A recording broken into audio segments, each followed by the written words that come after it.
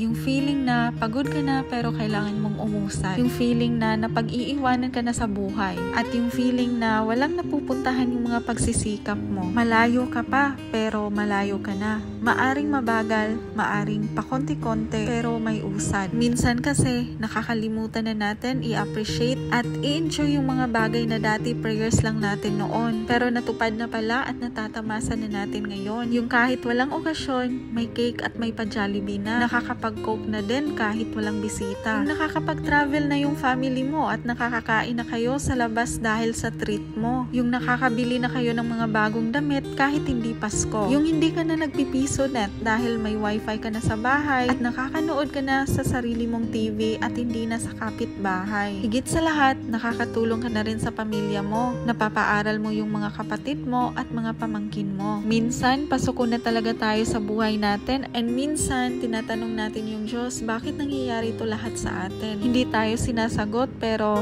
alam nyo, patuloy siyang nagpapakita ng sign sa'yo na kaya mo yan. Kaya laban lang, hindi ka na pag-iiwanan.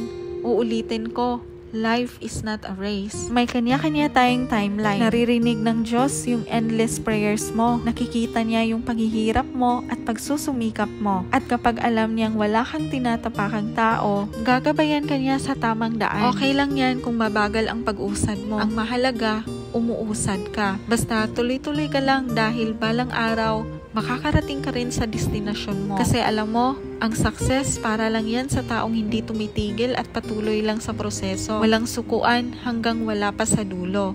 Kaya tuloy ka lang, magtatagumpay ka rin, maniwala ka lang sa proseso. Kaya huwag kang mag-alala kung sa tingin mo mabagal ang pag-usad mo sa buhay. Tandaan mo na mas masarap namnamin ang tagumpay kapag mas matagal mo itong pinaghirapan. Kaya laban lang. Kasi alam mo, alam ni Lord lahat ng desires mo kahit hindi mo sabihin. Bago mo pa hilingin, nakaplano na kung ano yung mga bagay na para sa'yo. Kaya kung sakaling hindi pa ipinagkakaloob, umasa ka pa rin at magtiwala sa Kanya. Hindi mo kailangang madaliin because what is meant for you will always be yours.